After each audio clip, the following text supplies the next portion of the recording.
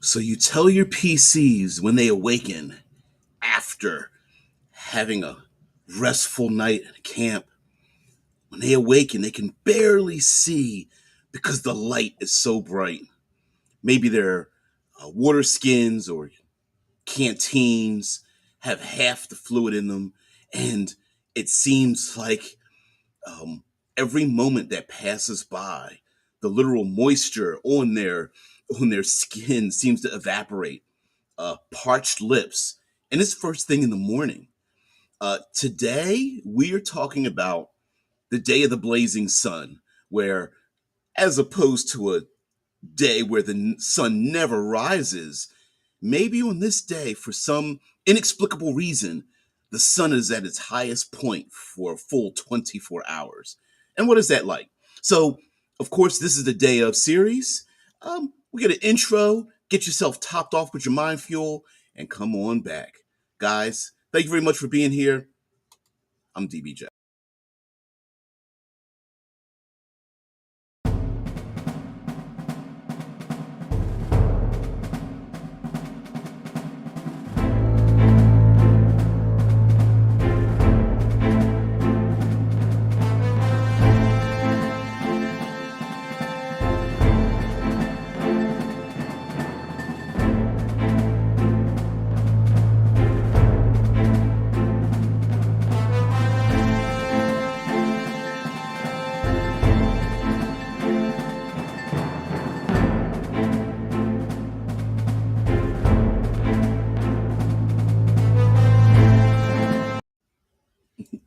Hey guys, welcome creatives, community, and kind folks to RPG with DBJ. I am your host DBJ, and this is the channel where we just talk live and open and become inspired.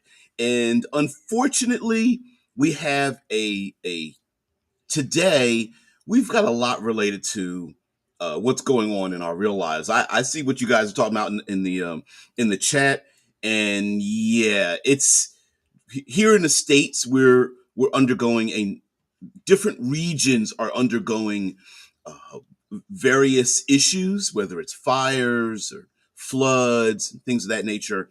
But for the most part, we're having an extremely high heat index. Now, for those who don't know, I'm in the Ohio Valley, kind of flyover state, and those of us in the middle of the states, we tend to suffer lots of regional weather conditions, and that despite being on the corners or the north, south, east, west portions of the United States, which also get a lot of different weather effects, we get hit with with shall we say a cornucopia.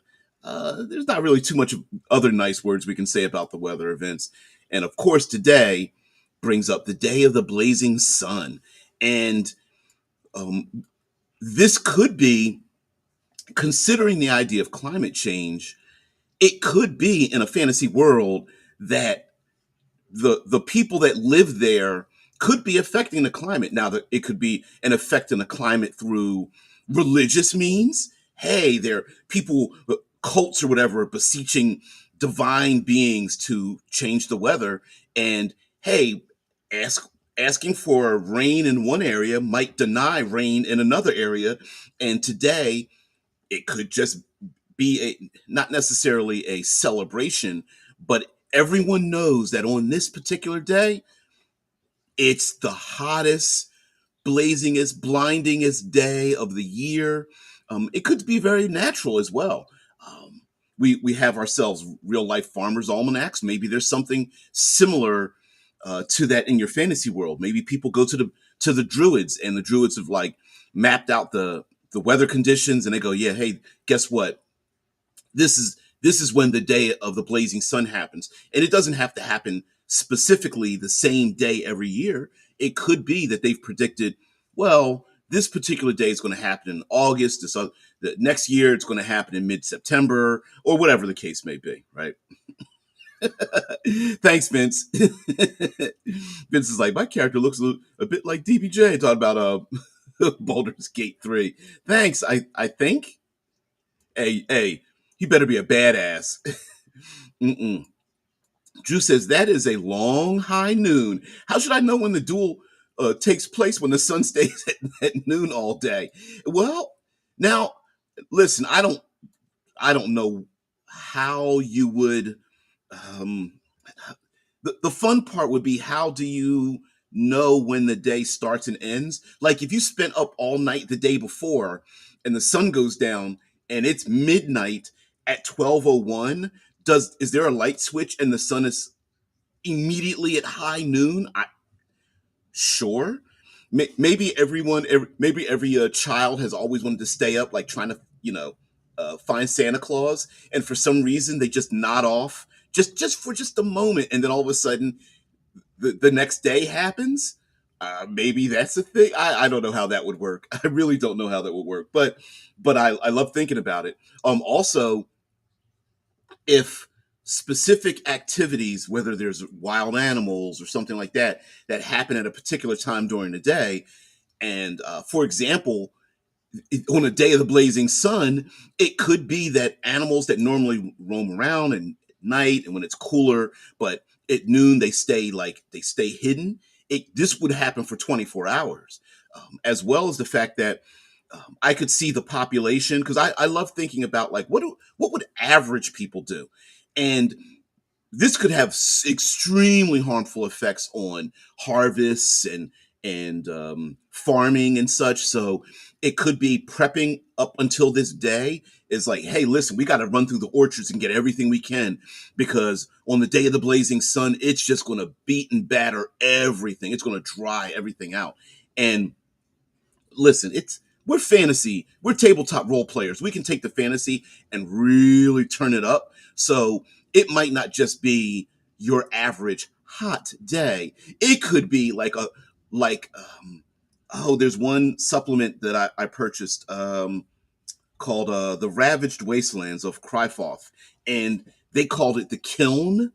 And I believe in that systems. There's actually multiple suns, but whatever the case may be, it's possible that the literally standing out in the sun is like, roll the dice, because you've got so many rounds to get undercover before you start taking damage or exhaustion and things of that nature, which would make it pretty interesting to have battles in a 24-hour day where the players have to run from building to building, outcropping to outcropping, each person trying to kick, push, and shove someone else out under the sun, and then get blasted by the sun where you literally see their flesh cooking.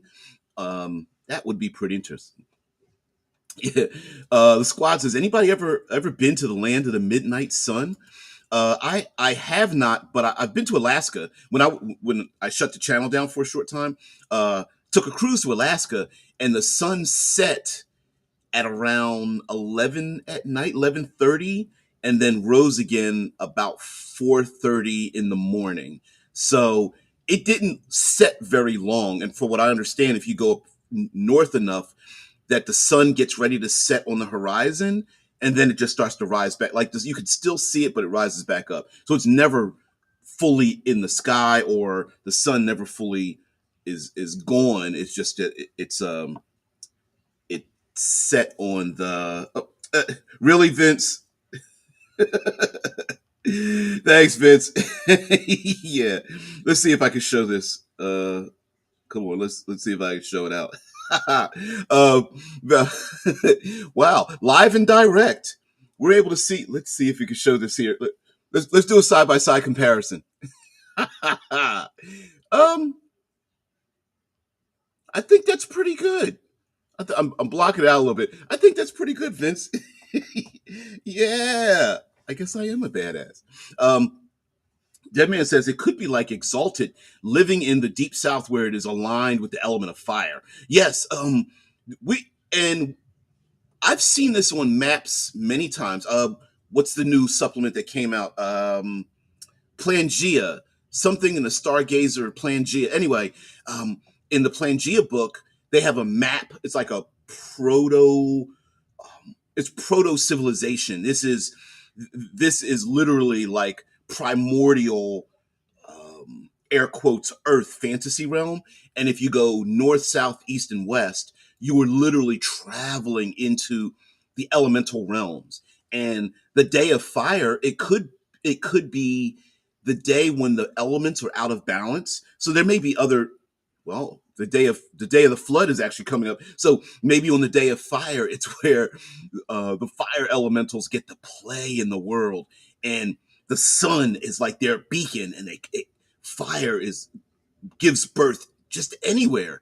And so yeah, it very much now, again, using this day of as a prompt, it doesn't mean your entire world is going through this. Maybe the players have traveled to the south. Of course, kind of stealing and using that as a very easy prompt from real world, where we think of heading towards the equator as getting hotter, and as the players start to approach, maybe this is the day of, like, hey, when we travel and we cross this mark on this day, it's going to be the day of the blazing sun. It'll be that way for our entire travel and our trip. And the PCs are like, ooh, yeah.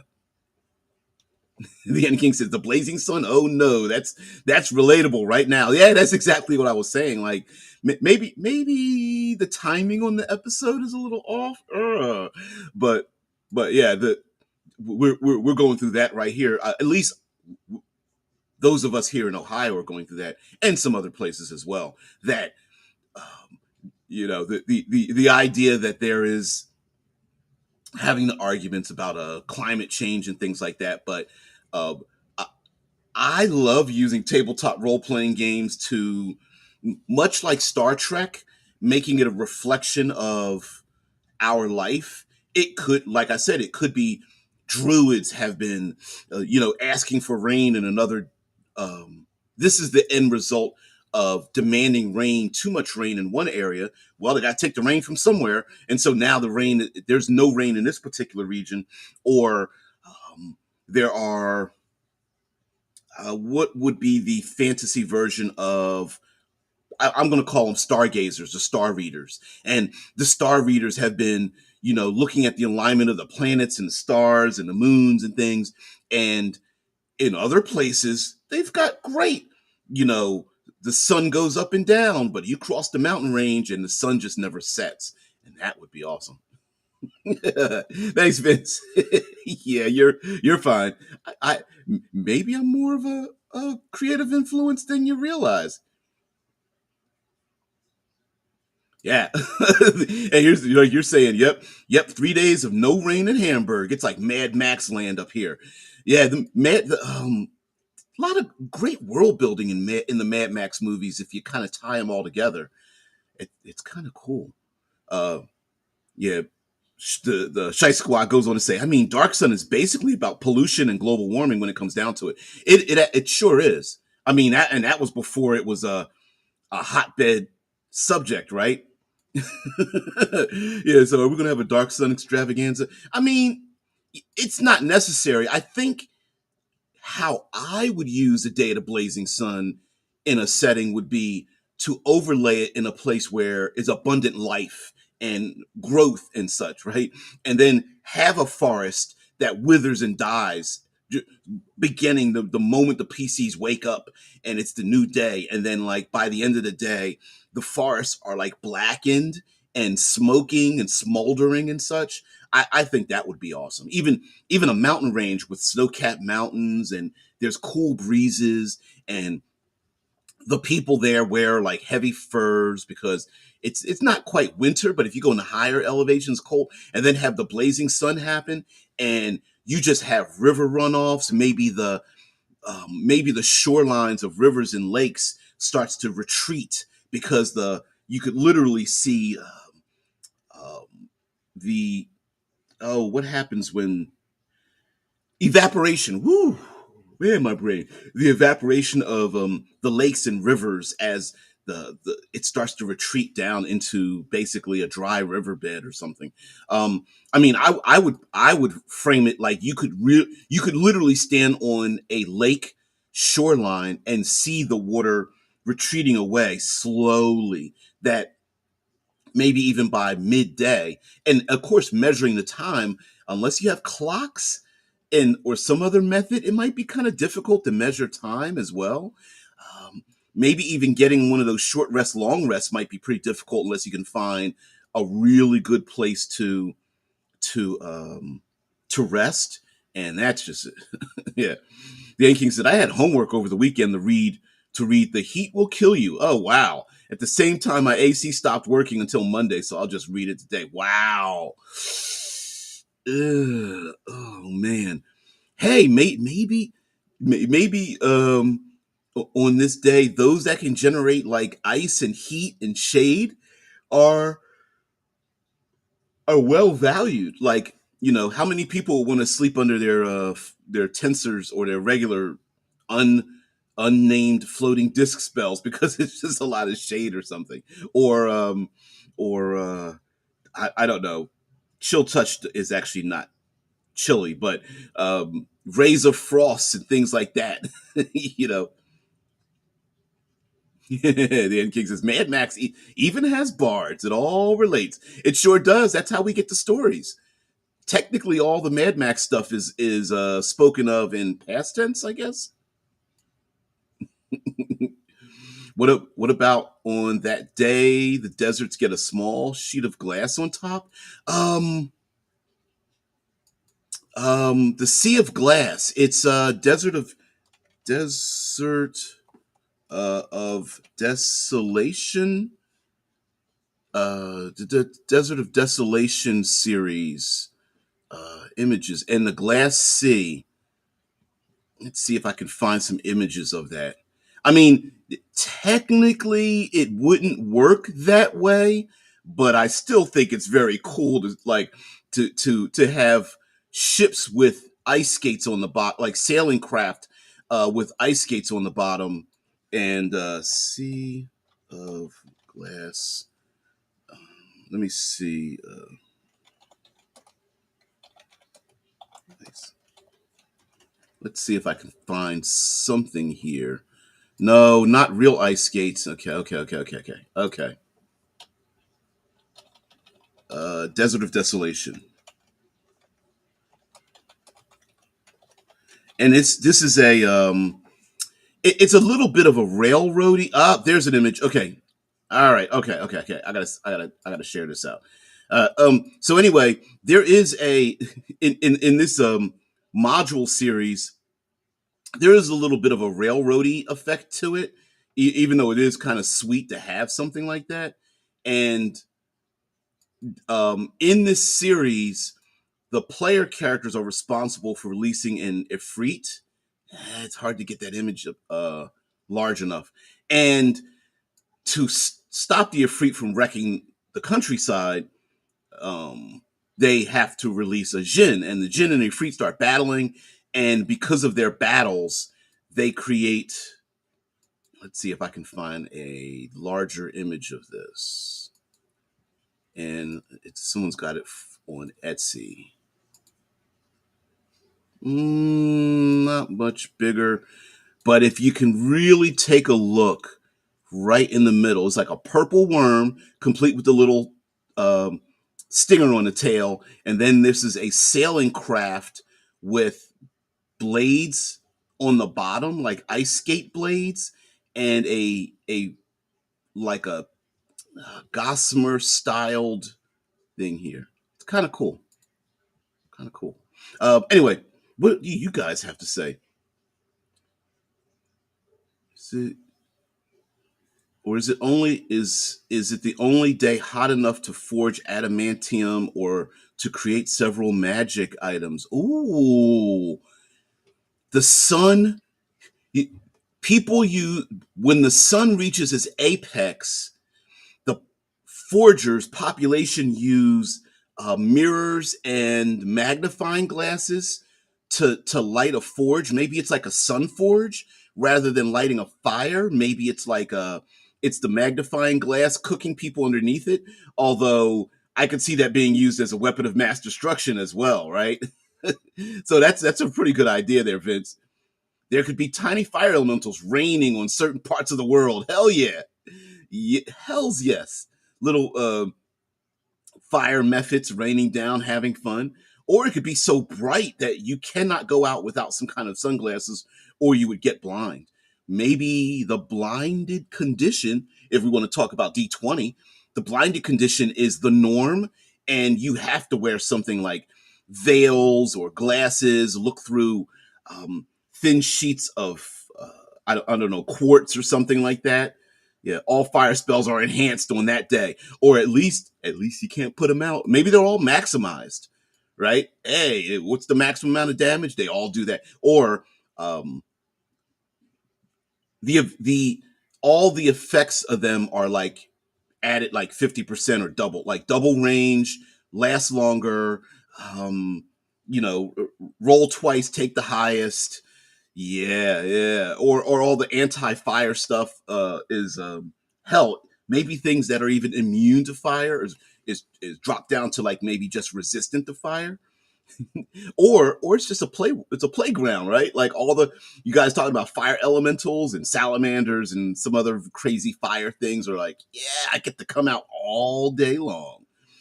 The End King says the year of sun should be of consequence for killing Father Christmas or Father Winter, like an overt punishment from the gods. Ooh, maybe the day of fire is in this whole day of series isn't something that's predicted. It's like when you do a thing, that's the end result of the thing. Go ahead and kill, you know, Father Winter, and then the next day will be the day of the blazing sun, and it's like, oh yeah, or it could be the player characters previously defeated, I don't know, the Night King, right? Like they defeated the pure entity of night after battling like shadow demons and whatever, and a shadow demon lord or whatever, and then of course the next day the blazing sun is because it's got to right itself back, which would be having a day of be the end result consequence of the player characters affecting the world might be kind of cool too. So maybe an oracle says, hey, if you do this thing and we're not against you doing the thing, it could be that, you know, it's the end result of whatever you're trying to do.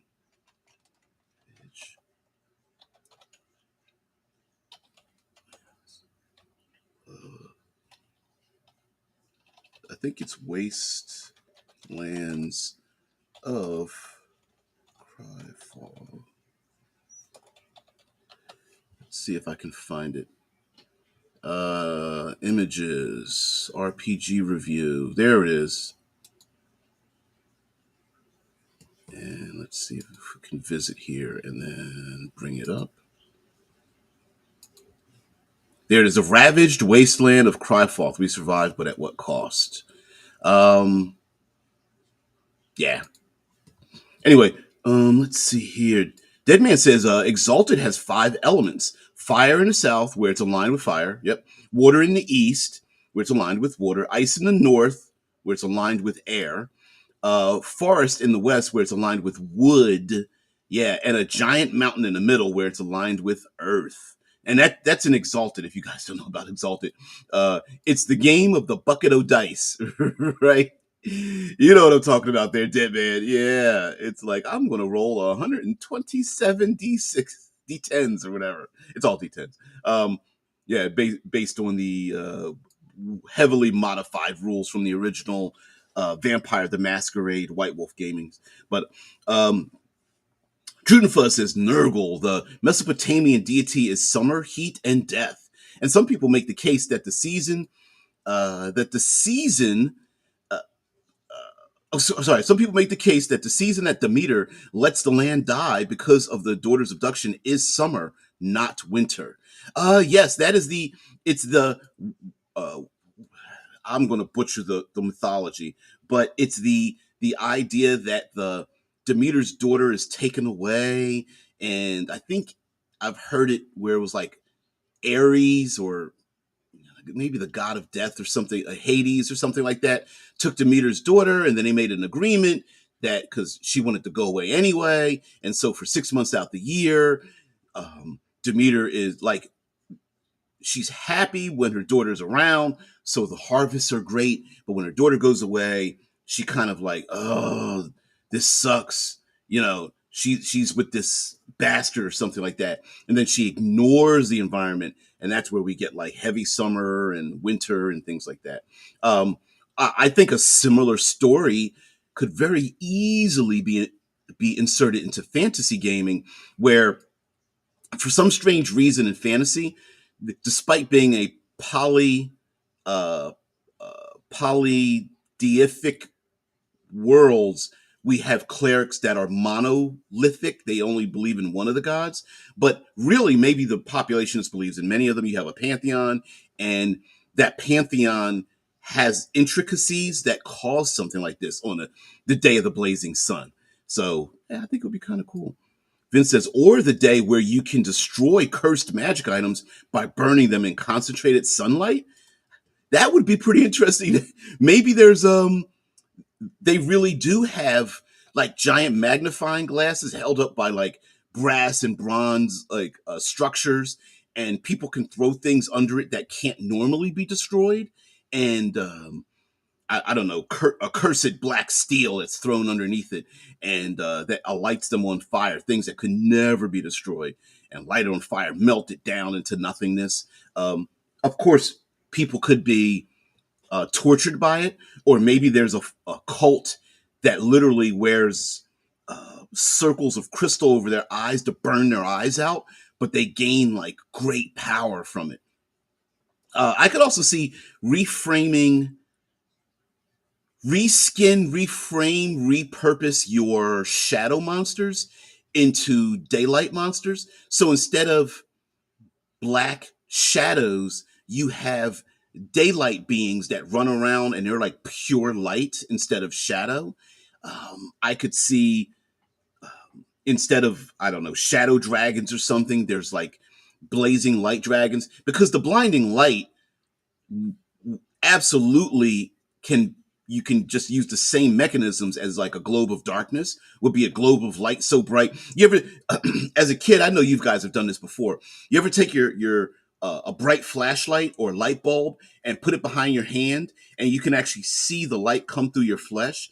Maybe the light is so bright that it's so bright that even when you close your eyes, you can see through your eyelids to see the bones and the blood vessels through the flesh, because the light is so bright coming through it or something like that. I don't know. I'm whatever the case might be. Maybe it literally is that bright. Drew says, I think in Cyberpunk 2020, they also had in the Near East some glass deserts, but caused by nuclear bombs exchange though. Yeah, I don't think a nuclear bomb that landed anywhere near a desert would turn it into like flattened glass. I think it would probably turn black. I mean, I think it would turn into glass. I just think it would probably turn it blackened and ravaged. But it's still kind of cool to think of the sun beating down on sand and turning into an absolutely flat glass mass. So yeah, although maybe there are people in the world that wanted this to happen, and bringing it about is turning the desert into like a navigable glass like sea. I don't know, kind of wild. Cyberpunk is all about capitalism. That should have been caused by a glass company. Hell yeah, it's a capitalism in at its worst. Which it's like, wait a minute, you mean Cyberpunk today? Yeah, the glass created could be potent for creating magic items. That's possible too. Using magnifying glasses to blast the sand to create things, which would be, how cool would it be that you could forge iron hardened weapons and items out of glass itself, like glass shields, glass helmets, glass weapons, um, through people who are like glass blowers, taking the sand and taking the hot liquid sand under the magnifying glasses, and I don't know, the desert druids use this all the time. Their faces wrapped in silken scarves and stuff. They've got these long rods, and are taking the glass and forging it into weapons and such.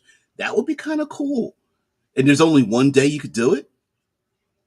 Yeah, Shy Squad said, "Is there any kind of sun monster apart from all the regular fire elemental types?" I don't know if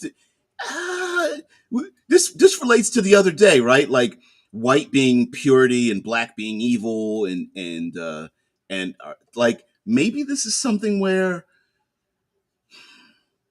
uh, Dungeons and Dragons and other games like it have not embraced this part of it, where maybe celestial creatures, creatures of light, seem to be ones that happen to be aligned with goodness. But maybe on a day like this, it's like, nah, that's not exactly the kind of thing that we really want to have happen, right? Like, what I mean by that is maybe the PCs realize that light and shininess in the sun isn't as good as they think it is, and so I'm not familiar with any sun monsters. So I would just take whatever we normally have and just twist them out. It could be that trolls are like, we've got all the best hiding spots because we hate this day, right? Because the trolls, I don't know, the trolls nasty, oily, pus-filled flesh is like very easily like succumbs to all the blazing heat, and the trolls have all the like, it's like, follow me, I've got a place underground or something to get away from the heat. Although I think it would be kind of cool to have a urban adventure where this happens and the PCs have to run from building to building, cover to cover, outcropping to outcropping.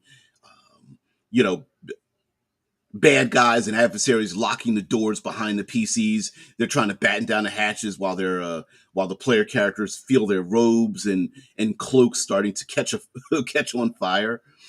Yeah, I love it. Maybe, like I said, maybe getting those long rests, short rests are probably kind of difficult if you're suffering some kind of damage under the blazing sun. Maybe just sitting under a tarp or something isn't enough, especially on this day. I like it. Drew says, I find snow better as cause for the blinded condition. Heat should probably cause something like exhaustion or outright boil the blood. Well, I'm thinking of the sun itself, right? Where the sun is reflecting off of anything with the possibility of having a reflection on it. When the sun, you would not sure if you've ever been into a desert like um, sunny region, but the sun can be pretty brutal when it's at its like highest peak, or even when there's no cloud cover, and you're in like a sunny, tropical, not tropical, but like high temperature region, the world, it's pretty brutal. Now, mind you, player characters would say, "Well, I'm just not going to look at the sun," which you shouldn't be looking at the sun anyway. But that's what I was getting across. Now, the sun reflecting off of snow and causing snow blindness is a real thing. I'm not disputing that, because I actually, in one of the cinematic environments that I wrote with the Critical Hit Publishing, has snow blindness in it as a possibility when you know walking through tundras of snow and things like that. That despite the fact that it's cold and everything, you still got to watch out for your eyes, because snow blindness is a real thing. Although I could see a tactic could be warriors walking around with little small reflective, I don't know, reflective discs dangling off of their waist, or like off the tail end of a sword's hilt or something, or spears that have those things, and they use the reflections. They kind of twist the rods, or jangle them on their hip to get the sun to reflect in someone's eyes while they're battling. Right, like one wrist could have reflective mirrors that they're using when the other hand is slashing with a weapon, instead of like a buckler or shield or something like that. Vid says, in my game Astrositas, a literal sun god that is a psychic being eternally torched by its own flame, so hot he looks like a sun. You can hear it scream psychically light years away. Ouch. Ow, ow, ow, ow. I wonder, I mean, it similar to the stories of like Apollo, the sun god going through the air or something like that. Maybe the sun god doesn't want to do this, like the sun god might be burning itself out in a blaze of glory on this day, which means that maybe the next day is like a long night kind of thing. I don't know. Yeah, you wasted too much water. Now suffer under the blazing sun for a day. Also, might be a good idea to. This is a great way to pull in the you need to take care of your natural resources, enough water and enough food in your game if you don't normally do that. Where the player characters have never really even thought about doing it, and the cleric character is like, I'm gonna create water, and then they create water and then it just bubbles away. Stuff. They're like, hold on, wait, it's evaporating, or something like. I don't know. That would be kind of cool too. Like just temporarily, yeah, you could try to create food and water, but it's just gonna blaze away and rot, or not just rot, but uh, burn, melt, wither, something like that. Yeah, Vince goes on to say he's a major faction in Astrocitas, sometimes sending small, intelligent sons out or burning specific people to create ashlings. I like that. I like that a lot.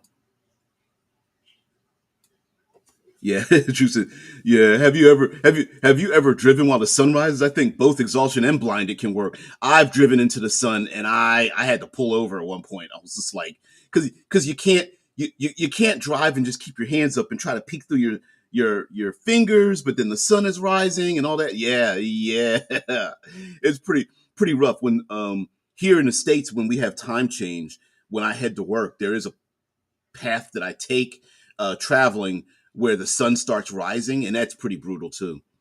Drew says, "Nope, I live in Berlin. No need to own a car or even have a driver's license. Public transport is probably the best in the world here. Lucky you." Although I did grow up on the East Coast and I had a car that I barely drove. Um, Major parts of the states are we are a very auto friendly, not auto friendly, auto necessary country. So if you're not in the four corners, there's huge swaths of the countryside where it's automobile or nothing. Major cities, yeah, but other than that, and you know, you got to drive everywhere. Deadman says a spelljammer had the sun dragon and monsters that looked like little suns. And like I said, it's very easy. You just give yourself the opportunity to do it. You can just reskin a ton of stuff. Change some or all of the damage potential that a creature has from like piercing or slashing and make it just fire damage, or radiant damage, and or some combination of the two. Um, yeah, bad guys with radiant damage, I don't see a problem with that. Drew says, yes, Persephone, Demeter's daughter, is usually taken by Hades. Personally, I like to look that this is consensual, and Demeter's just the typical mother-in-law there. Yeah, some of those stories, I don't know how consensual some of those stories are, right? I mean, mythologically, like historically speaking, because a lot of them were also parables to teach children to watch out for, like, you know, uh, the evil men can be dangerous if you let your guard down, so you got to watch your ass, right? So a lot of those stories were parables like that as well. It's the monomyth, the hero's journey. Hey guys, listen, when you get old enough, you're going to be conscripted and turned into a warrior. Here's a story to make you feel better about it. Right? It's things like that. Shai says, yeah, Spelljammer. That explains why I never heard of the sun monsters. That's possible too. I'm not familiar specifically with the Spelljammer setting, because it's so out there. The phlogiston and the crystal spheres each crystal sphere literally encompasses an entire, I guess, what we would think of as a solar system of worlds and things like that. And each crystal sphere is its own setting, and the phlogiston, or phlogiston, as some people like to pronounce it, used to be flammable. They changed it because that's a little bit too dangerous. Marco says, I'm imagining a beholder that took a few levels of Sun Soul Monk. um, would it be kicking, punching people with its eyeballs? But yeah, but I know you don't mean that exactly, but I think that would be pretty hilarious. Although a beholder that could create for itself a body would be pretty badass, though. I think. Um, Drew says, I would assume that you can find sun-associated monsters in cultures that suffer under the sun in summer. Like I mentioned, Nurgle is for a reason, death and decay, and the summer heat. I wonder, let's see. I'm just going to do a search for sun monsters. Let's get some images here. Dark Sun came up, and there are some images of things. Let me share this tab out. See if anybody recognizes any of this. Let's see if we can get a bigger image of this here. Hmm. See, right here in the middle, there's a 4E monster index with Dark Sun right there. Of course, we got fire images of fire elemental super friends, some fire elementals, something at Pinterest. I think we're getting a lot of like desert related monsters, not necessarily sun related, but it would be pretty interesting for a lot of monsters to become like like they go nova, like they get super enhanced under the sun, and or maybe there are monsters like there's this manta ray, dark sun bestiary, this flying manta ray like creature. Maybe there are creatures that people you can only travel under the shade of a massive monster that blocks the sun out. So it's darkness underneath and sunlight above. Um, Sun demons. Yeah, maybe on the day of the blazing sun, it's flipped where darkness, shadow, blackness is good, and blazing light and fire and sunlight and being blinded is evil. Like, what if the cults, the evil cults, are all sunlight, and the player characters are like, well, of course, shadow is evil, and of course, shadow is evil, and sunlight is good. But then you realize that, like, no, this evil cult is going around burning people's eyes out by keep pinning their eyeballs open, and they are intrusive into people's homes, shining light into the darkness because they feel like, hey, there's no reason for you to have privacy, right? Why are you trying to hide yourself? Um, People are not allowed to wear cloaks to protect themselves, and their skin, like the population is literally um, dying off. They're burning their skin and their flesh in uh, in devotion or forced totalitarianism from a sun cult or a government, because it is evil to protect yourself from that. You don't want to embrace the sun god, and and the parents are just like, please, I don't want my child to burn to death. They're like, you have no faith. Then of course, if they die from the sun, guess what? You're not of course you aren't loyal enough. You're not devout enough. But maybe there are people who, in those who die from the sun, rise again as burning corpses, like I don't know, skeletons and zombies on fire, or elementals, or maybe their magic burns from the inside. You describe them as having the magic, and the magic literally is like, it's not just a fireball, but the ball of fire is like, you could literally see it rising up from their stomach and coming up through their mouth or something, or like coming through their limbs, and they glow from the inside. Um, Pretty cool. Or maybe, maybe the people who live here don't cast a shadow. Instead, they cast a shadow of light. Um, Person with a shadow of light. Let's see if there's an image here. We can find an image. Hmm.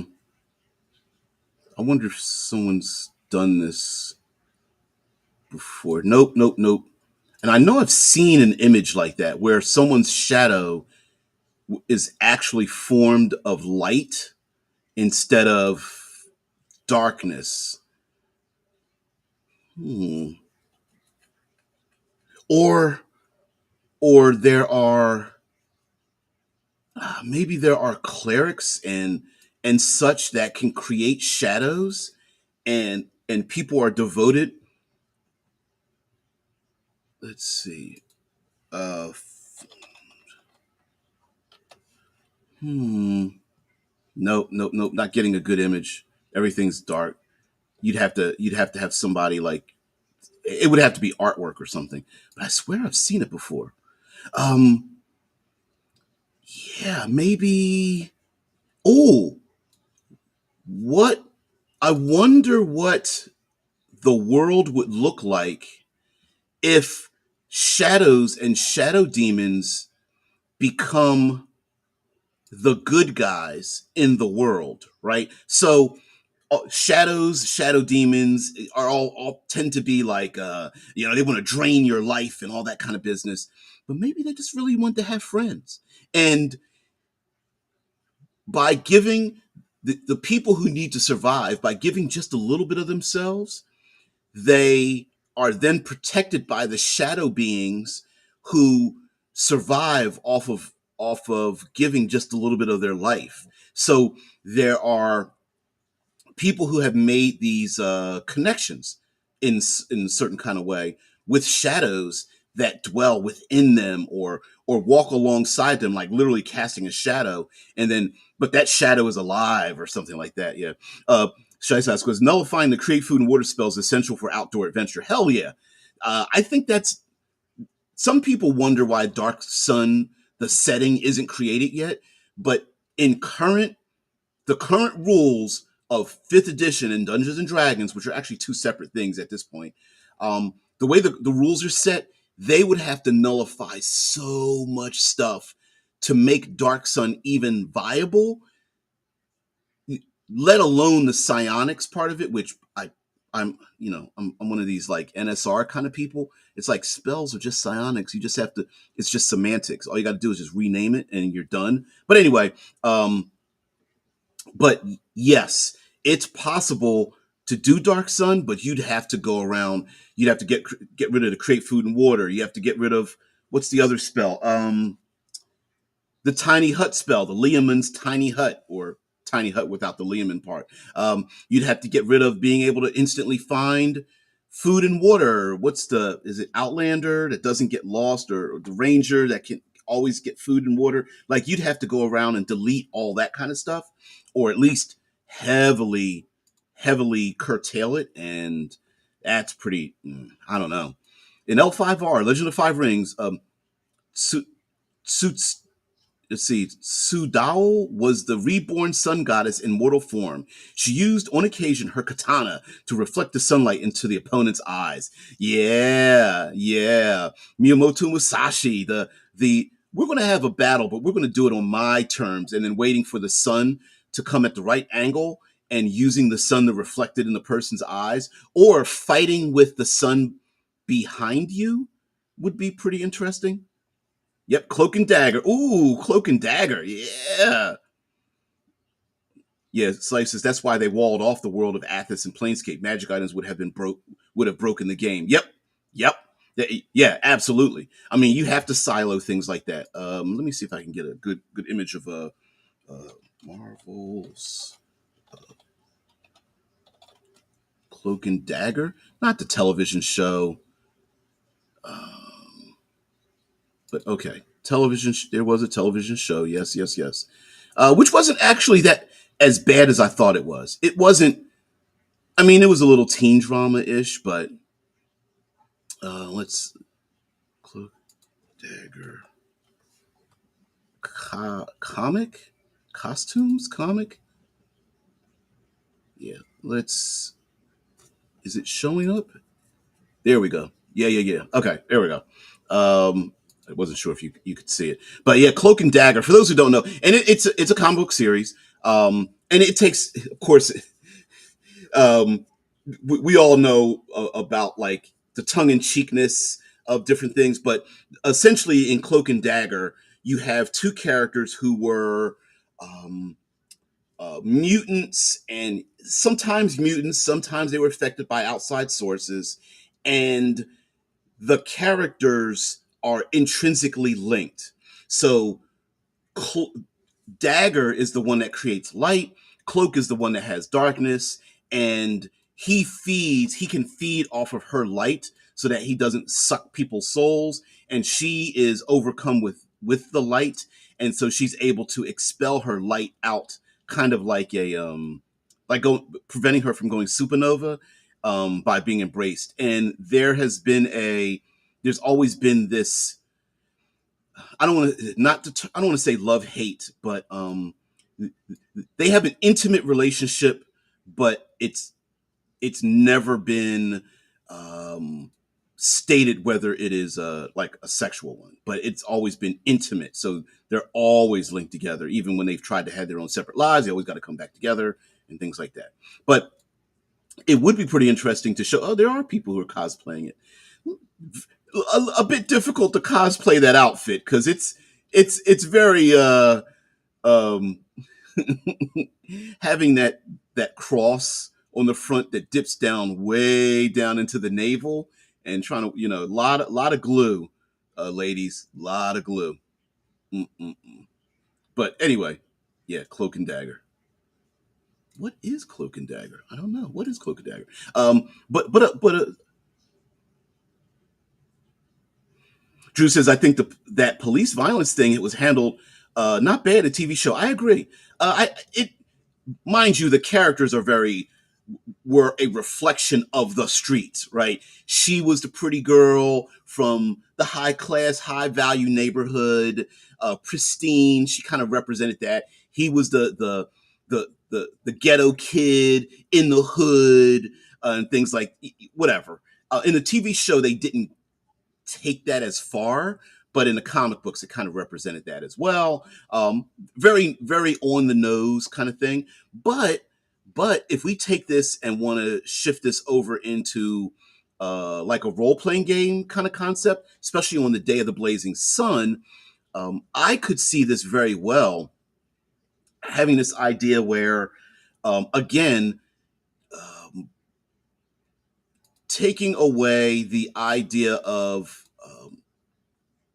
the expectation of a thing, right? Where the players, most players, if this is not something normal in your game, will think of, oh, well, of course, the people of light and goodness are good and they're driving away darkness and whatnot. And maybe the people come out like maybe on the day of the blazing sun, it's hot, that danger is there. But in this city, people are coming out of the woodworks and whatnot. But there's a tension there. They're not really happy, but they are bringing offerings and such. And the PCs are like, great.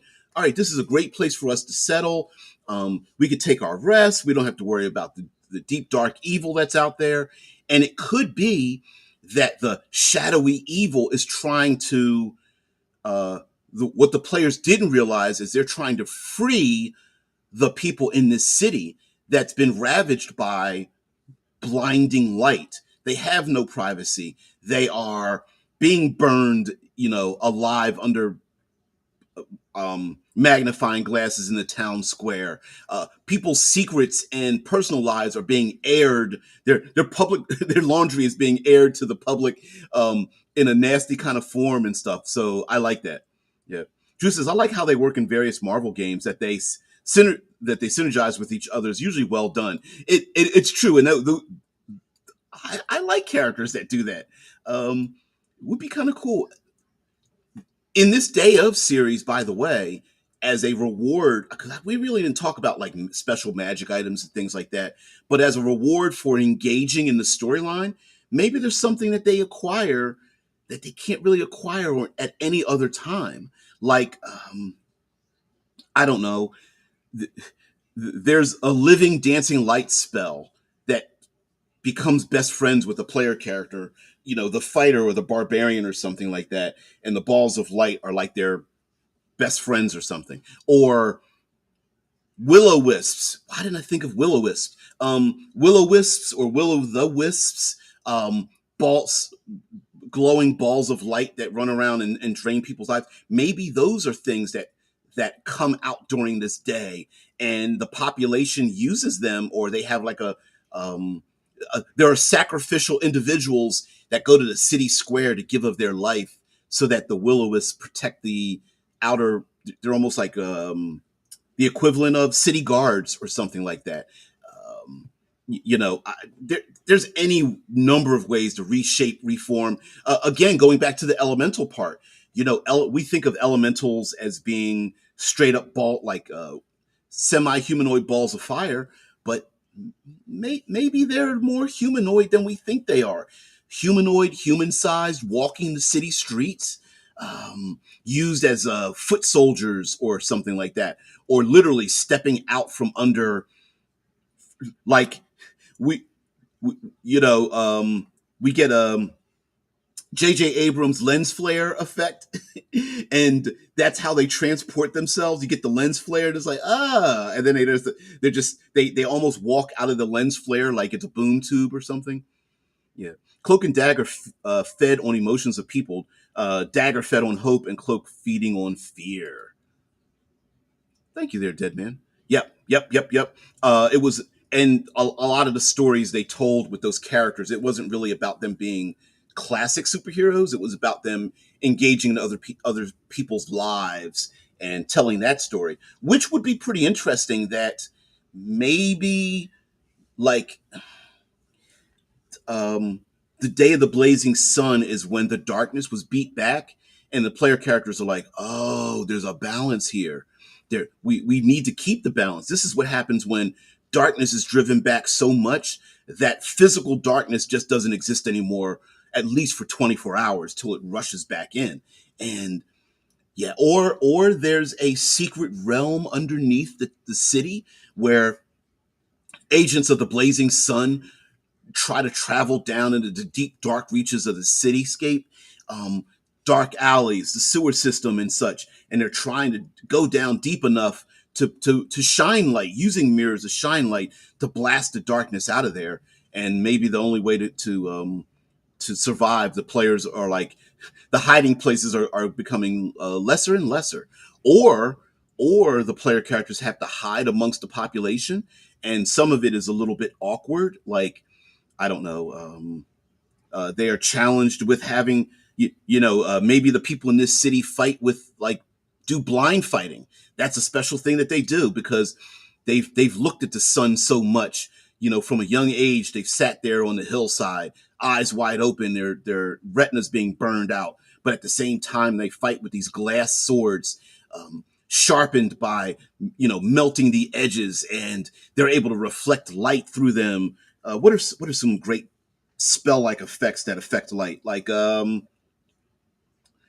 fairy fire, dancing light, hypnotic pattern, chromatic and prismatic anything, the blindness deafness spell, the blindness spell, uh, uh, the darkness spell, the light and continual light and daylight spells, right? Maybe they have access to this thing more so than any other community, as a natural, as a sorceress or magical effect or something like that.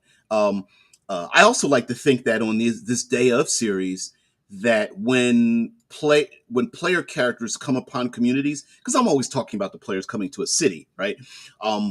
That to change expectations, that normally something not available to anybody else anywhere else, on this day of, it is available to the public domain. So when the players are really good at committing heists, because they're like, well, they're, they're I read the book, guards are no more than, I don't know, CR2 or something like that. They know it. But instead, on the day of the blazing sun, maybe their spears can grab a piece of the sun and they use it. Maybe there are blind fighters. Maybe they do have, I don't know, glass javelins or something, or they have these special scintillating, faceted shields that reflect the sunlight and hypnotize their enemies, player characters, so they can strike them down or something.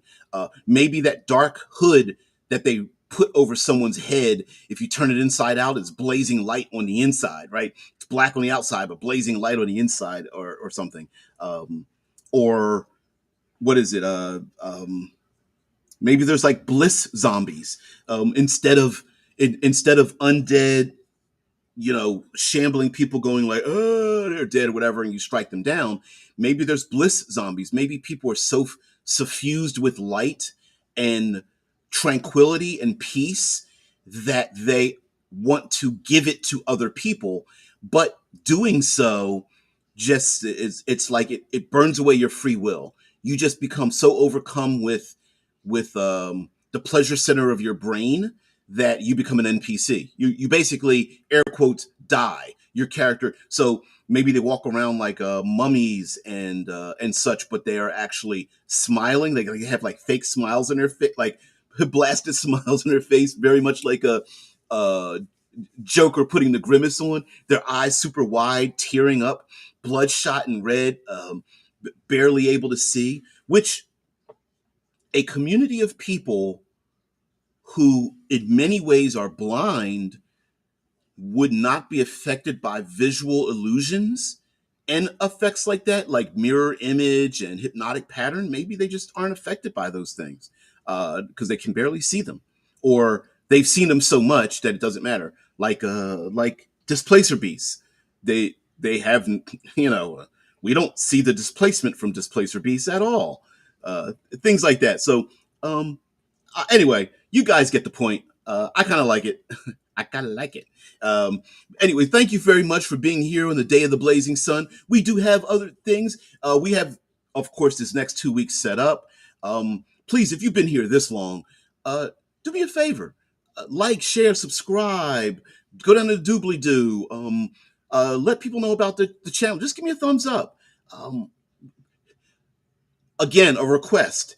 If you want to see a particular day, I will reframe some of the phraseology. Like what did I use? I used Day of New Worlds as a prompt. I think someone put it like where the portals open up to new and different worlds, or maybe it's like it's a multiverse or something, and we're going to do something like that. But if you've got some other prompts, 1 to 3 words, preferably one word, that can give us some kind of prompt or something like that, I would love it. You could put it down in the comment section. I read all the comments, so even if I don't respond, I see you.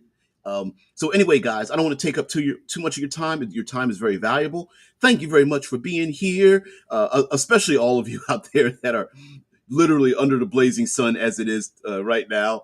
So guys, have a great one. I will see you on the other side.